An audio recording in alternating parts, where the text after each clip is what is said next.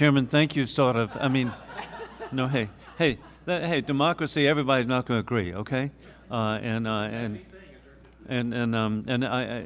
the bottom line, but again, bipartisan. We've been joined by Congresswoman Kathy Manning from my sister state of North Carolina. So and so we can work together, and indeed, Parliamentarian Iraq Kamaya, I'm going to defer to let Congresswoman Spartz. Hey, what a symbol! We could tell you that we have great affection for people of Ukraine. We have affection for people who formerly of the Soviet Union, and we even had hopes for the people of the Russian Federation. But we have a living example of one serving here. But before we begin, I do have to say one thing, okay, concerning President Donald Trump. He can be assaulted by reality. He was the one who sent Javelin missiles to Ukraine against the advice. He's the one who remarkably put American troops in Poland, which is an incredible move of American defensive capability. He is the person who warned Chancellor Angela Merkel that Nord Stream 2 was capitulation to Putin and should be blocked. And so, also, he is the one who had the guts and courage to move the American embassy from Tel Aviv to Jerusalem to recognize the Golan Heights. And so President Trump, if he is reelected, actually Congressman Cohen and I will be right there cheering him on the good policies he has. So with that in mind, we now, okay. See, look at that. See, I've already converted him. Anyway, no, I didn't do that. You're still a good Democrat, pardon me. Anyway, hey, Congresswoman Spartz. Thank you, Mr. Chairman.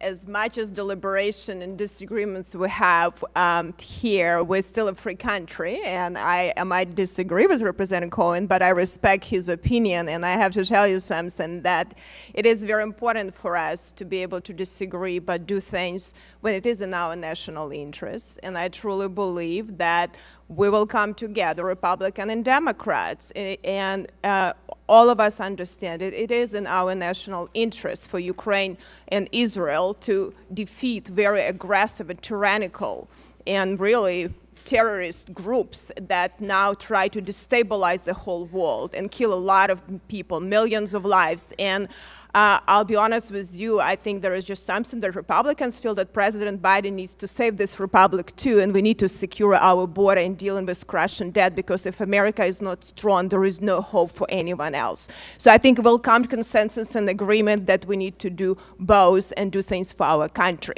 But just kind of talking, we'll get off our political debates and deliberation, and I think we'll have a good speaker soon, and then we'll have more deliberation.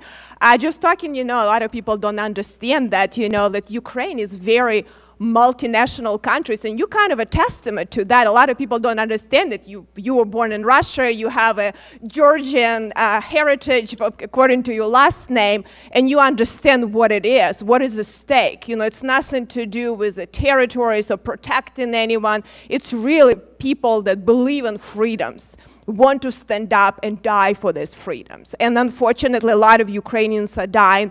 And unfortunately, countries go through this, because when you get tyranny, it's very difficult to get back from dictatorship. And I grew up in the Soviet Union, now Ukraine, but I understand what it is, and I understand what our founding fathers did for us. So I think Ukrainian people is like founding fathers of the United States of America, and I think you are going to be very strong republic, and American people will stand and help, because American people stand for freedoms and always will, and stay with our allies. But my question is for you, what do you think we could do better to help? Because there are a lot of terrible things happening, and we get busy with a lot of things and politics and debates and election, but we have real lives that are getting destroyed in many countries, and I think we have to come together to do better.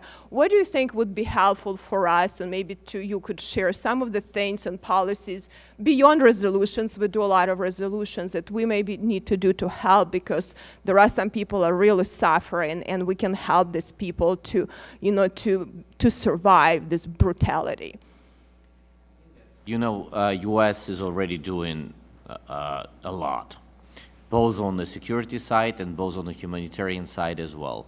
We believe that, the main power of the U.S. is U.S. can unite and continue to, reunite the coalition of our partners. Because, like in European Union, it's not that flat.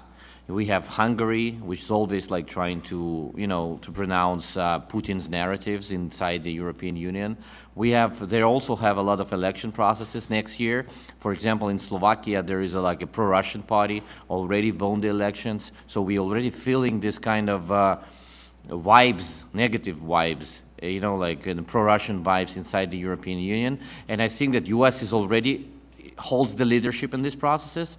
We just like want U.S. to have like more actively participate in these processes to continue and keep people united, against the Russian Federation. Because you see that first year was really firm, second year was softer, because people start to think about the money. So Russia found numerous ways how to avoid sanctions through different proxy countries.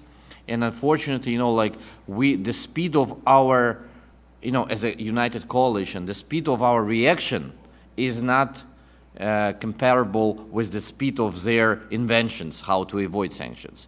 And those are, like clear statements. If you go to State Department and ask for the stats, you'll see that they are changing really rapidly, and we are reacting really slowly because we have to talk, we have to agree with all of us, so if we could speed up those processes and, try to tighten those sanctions processes for the critical components like rockets, missiles, drones, which are bringing the most damage to civilians right now. So that would be really helpful. Thank you so much. Thank you for yielding back again.